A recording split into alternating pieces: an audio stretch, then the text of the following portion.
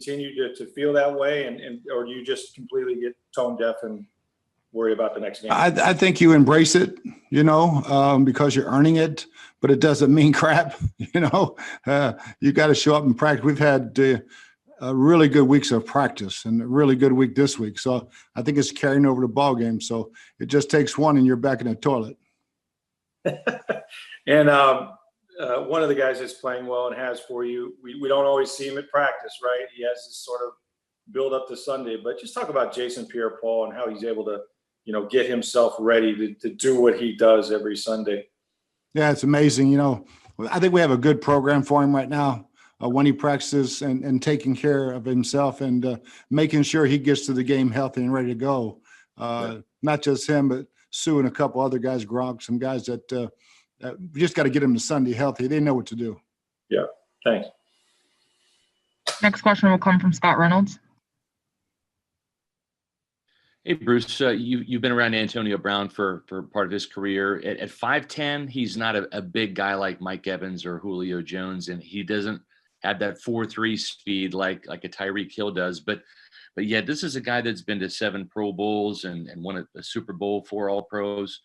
What is it about him that has allowed him to become such a dominant receiver in this league without having that blazing speed or the massive size that some of these superstars have? Well, I think when you look at him play, his play speed is that fast. His play size is that size. He just makes big men catches. He's got unbelievable hands, great body control, and he can separate extremely quickly on anybody that's trying to cover him. So, and he's a great run after the catch guy because he can catch really well, and you don't have to think about it. He'll take short ones and take them deep, but he got great work habits. And but I think when you watch him play, he plays bigger than he is. He plays faster than he is.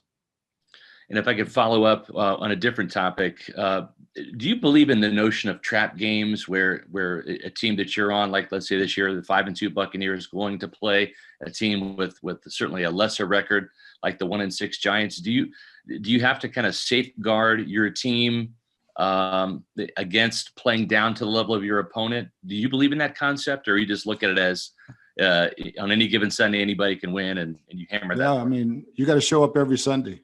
That ball's going to bounce, and you got to make sure it bounces your way.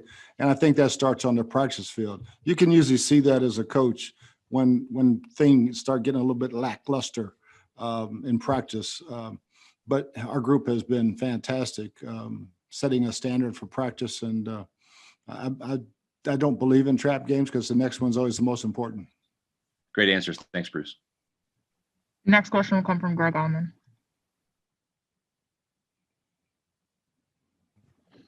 Bruce, we've talked a lot about your offensive line being improved and the small number of sacks they've allowed as a unit, but wanted to ask you about Ali Marpet. I don't know how he grades for you guys compared to the other linemen, but just what you've seen from him and how much he's kind of led the way there. Yeah, he's having an outstanding year. And, I think the surgery on the offseason helped him. And but he's playing at a very, very high level, very consistent, very physical. And, you really can't ask much more, especially the leader of the group. What did he have done in the offseason? He had a hip labrum. Bruce, thank you. You bet. Next question will come from Jen Lane. If you have questions, please raise your hand. Hey, Coach. You mentioned Antonio Brown just a few moments ago answering Scott's question. We haven't seen him, obviously, because he's been working out with the trainers. I'm just wondering, how has his week gone so far? That's good. I mean, we can't be out there, but it's been going really good. He's in really good shape and learning the playbook. He's attending meetings and doing all those things, but he looks fine. He's a guy that hasn't played football in some time, and there's obviously a difference between running routes out there on your own and being in football shape, game shape.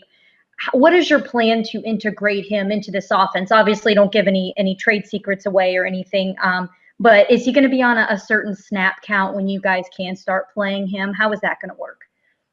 No, he'll have his role, and we've got a nice receiver room. He'll have his role, and we'll we'll bring him along as fast as he can come. And I don't think the speed of the game is going to be a problem for him. Thank you, Coach. Mhm. We'll go back to Greg Allman.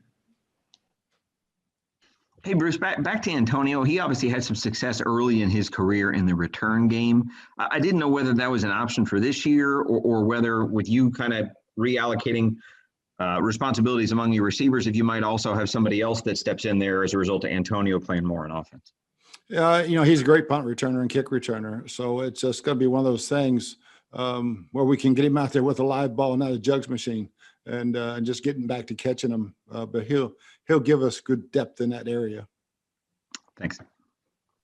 Next will be Scott Reynolds.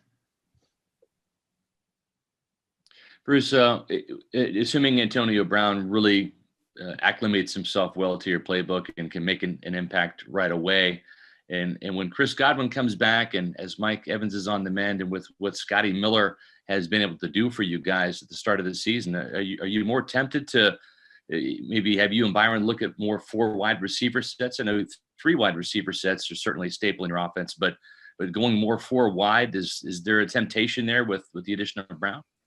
Yeah, it was really good for us last week. And, we, with the tight end situation with OJ gone, so it's a little bit different. So, yeah, I mean, it's a weapon to have 4 guys like that. And hopefully we can keep them all healthy and they can split some reps in 3 wides. Thanks, Bruce. You bet. Next, we'll go to Kim Jones. Hey, Bruce, it's Kim Jones from York. Dallas Town. Exactly. Thank you very much. It's good to see you again, You and I'm too. happy for your success always. I ask this as someone who's seen Jason Pierre-Paul his whole career at different points. Have you ever seen anything like his right hand? And can you imagine overcoming that like he has, so beautifully? That's amazing. It really is. And, you would never guess the way he uses his hands in the pass rush. And he's a genetic freak, really, with the way his neck healed last year. Yeah. I didn't know if he'd ever play again. And then to come back in the first play, I think the first play he got a sack. And that's just JPP. He's a lot of fun to have out there and great energy.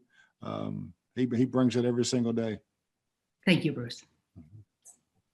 And last question will come from Leo Haggerty.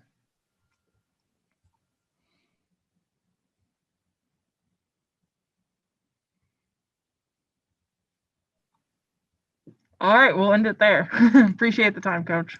All right, thanks, guys and girls. Oh, did I miss him?